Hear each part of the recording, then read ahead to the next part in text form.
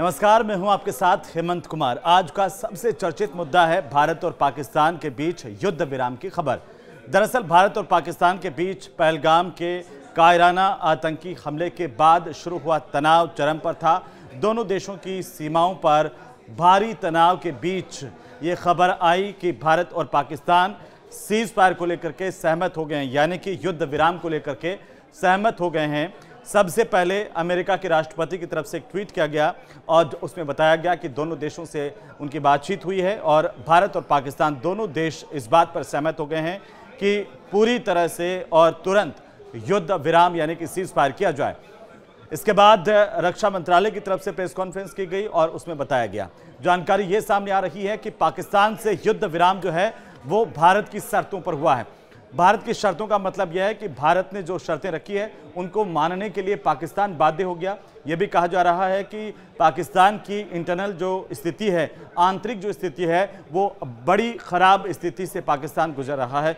एक तरफ बलूच जो है वो लगातार उसकी छाती पर खड़े हुए हैं, सीने पर खड़े हुए हैं और पूरा का पूरा इलाका स्वतंत्रता का ऐलान कर चुका था। दूसरी तरफ सिंध प्रांत और पंजाब प्रांत और चारों तरफ से घिरा हुआ पाकिस्तान आखिरकार भारत के सामने घुटने टेकने पर मजबूर हो गया। इस युद्ध विराम के बीच में सबसे बड़ी बात यह है कि ये क्यों कहा जा रहा है कि ये जो सीज फायर है वो भारत की शर्तों पर हुआ है। दरअसल ये जो सीज फायर लागू होगा, लेकिन सिंधु जल समझौते को सस्पेंड रखने का फैसला अभी भी बरकरार है। भारत ने इंडस वाटर ट्रीटी को सस्पेंड रखने को लेकर के ये अभी किसी तरह का निर्णय नहीं लिया है, यानी कि ये फैसला बरकरार होगा। भारत की तरफ से जो प्रतिबंध पाकिस्तान पर लगाए गए थे, जैसे करतारपुर कॉरिडोर को लेकर के प्रतिबंध हो, चाहे दूसरे प्रतिबंध हो, वह अभी बरकरार रहेंगे। हालांकि भारत की तरफ से ये जानकारी दी गई कि किस तरीके से पाकिस्तान ने भारत में घुस करके आतंकवाद लगातार फैलाया, भारत की सीमाओं का उसने उल्लंघन किया और उसको कड़ा सबक इंडियन आर्मी की तरफ से सिखाया गया। न केवल कड़ा सबक सिखाया गया बल्कि बड़ी और कड़ी कार्रवाई करते हुए भारत की सेनाओं ने पाकिस्तान को कई जगह पर दहला दिया। पाकिस्तान को भारी नुकसान पहुंचा, उसके एयरबेस और उसका एयर डिफेंस सिस्टम तक तबाह कर दिया गया था। इसके बाद पाकिस्तान के सामने ज़्यादा विकल्प नहीं थे और अब जब यह फैसला आया कि 10 मई को शाम 5 बजे से पूर्ण और तत्काल संघर्ष विराम लागू कर दिया गया है, तब ये सवाल उठे कि क्या पाकिस्तान को पानी मिलता रहेगा। इस पर यह साफ कर दें कि इस संघर्ष विराम में, चूंकि ये कहा जा रहा है कि भारत की शर्तों पर हुआ है, तो इस लिहाज से इंडस वाटर ट्रीटी पर जो सस्पेंड है वो जारी रहेगा, यानी कि पानी के लिए पाकिस्तान अभी भी तरसता रहेगा। इस पर भारत सरकार की तरफ से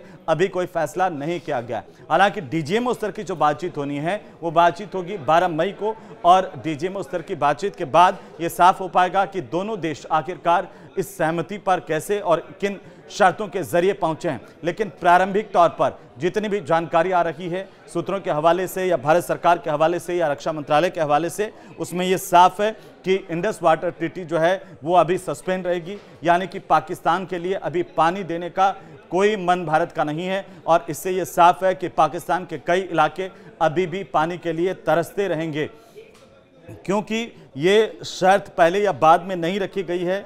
सीज फायर से लेकर के पाकिस्तान की तरफ से कोई शर्त भारत ने नहीं मानी है, बिना शर्त और जो पाकिस्तान राजी हुआ है भारत की, उल्टा भारत की शर्तों पर यह फैसला किया गया है कि सीमा पर सीज फायर हो। ऐसा इसलिए क्योंकि हम जो है हमेशा से शांति के परिचायक देश रहे हैं, हम कभी नहीं चाहते कि हम युद्ध करें, लेकिन हमने ये साफ जता दिया, जैसे कि जो रक्षा मंत्रालय की प्रेस कॉन्फ्रेंस थी, प्रेस ब्रीफिंग थी, उसमें कर्नल कुरैशी की तरफ से बताया गया कि हमारी सेनाएं पूरी तरह से भारत की संप्रभुता, अखंडता और एकता की रक्षा करने के लिए प्रतिबद्ध है। यानी कि अगर पाकिस्तान की तरफ से कोई भी तरह की कायराना हरकत हुई तो इसका मुंह तोड़ जवाब दिया जाएगा। न केवल मुंह तोड़ जवाब दिया जाएगा बल्कि इसे एक्ट ऑफ वॉर भी माना जाएगा। इस पर भारत अभी भी कायम है।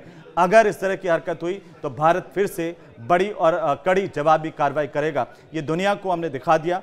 चारों तरफ जैसे ही ये जानकारी सामने आई सीज फायर को लेकर के, देश भर में हमारी सेनाओं को सलाम किया जा रहा है। लोग इस बात को लेकर के खुश हैं कि हमने पाकिस्तान को कड़ा सबक दिया।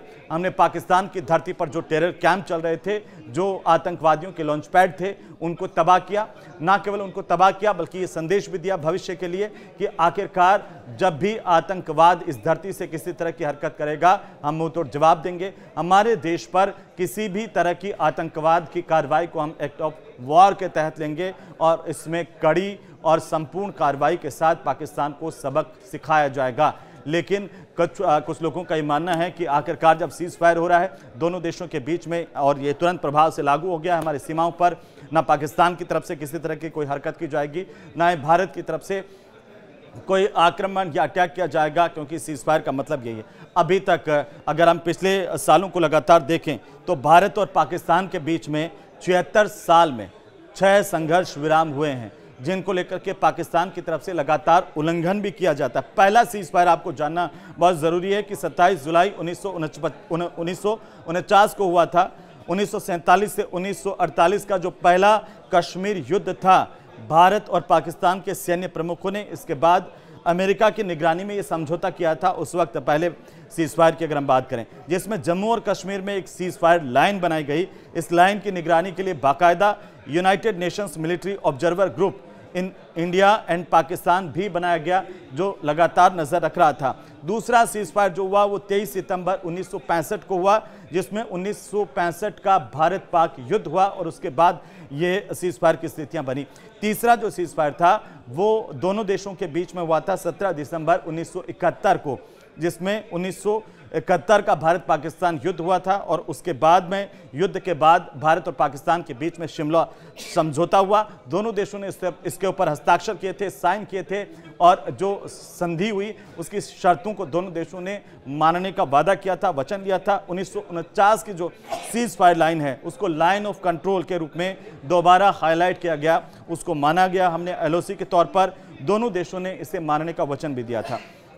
जो चौथा सीज फायर है वो दोनों देशों के बीच में 25 नवंबर 2003 को हुआ था। 1999 का कारगिल युद्ध और उसके बाद सीमा पर लगातार गोलाबारी की स्थिति थी। 2003 में चौथा सीज फायर हुआ था 25 नवंबर को। पांचवां सीज फायर भारत और पाकिस्तान के बीच में हुआ वो 25 फरवरी 2021 को हुआ, जब 2003 के समझौते का उल्लंघन पाकिस्तान की तरफ से किया गया और इसके बाद में जो पांचवां सीज फायर हुआ। छठा और आखिरी जो सीज फायर है वो 10 मई 2025 के तौर पर याद रखा जाएगा। 10 मई 2025 को शाम 5 बजे से भारत और पाकिस्तान के बीच में ये छठा सीज फायर हुआ है, जिसमें दोनों देशों की तरफ से ये कहा गया कि एलओसी पर किसी तरह से शांति रखेंगे, किसी भी तरह का आक्रमण एक दूसरे पर नहीं करेंगे, कोई भी तरह की सैन्य कार्रवाई नहीं होगी। लेकिन भारत ने इस बीच ये साफ कर दिया कि इंडस वाटर ट्रीटी पर जो प्रतिबंध भारत की तरफ से लगाए गए थे वो जारी रहेंगे, वो निरस्त रहेगी। और इसका सीधा सीधा मतलब ये है कि जो हमने पाकिस्तान पर प्रतिबंध लगाए थे वो जारी रहेगा। अगर इंडस वाटर ट्रीटी के जो प्रतिबंध है वो जारी रहते हैं तो पाकिस्तान को पानी के लिए तरसना पड़ेगा, पाकिस्तान को पानी नहीं मिलेगा, ये अभी तक साफ है। इसे लेकर के और ज़्यादा क्लियरिफिकेशन जैसे से आएगा, स्थितियाँ और ज़्यादा साफ होती नजर आएंगी। लेकिन शुरुआती जो प्रारंभिक तौर पर जितनी खबरें हैं, जिस तरह की मीडिया रिपोर्ट्स है, उनसे यही है कि पाकिस्तान को अभी भी पानी के लिए तिल तिल मरना होगा, तरसना होगा, उसके हलक इसी तरह से सूखे रहेंगे पानी को लेकर के। ये भारत की मर्जी है कि वो पानी खोलेगा या नहीं खोलेगा।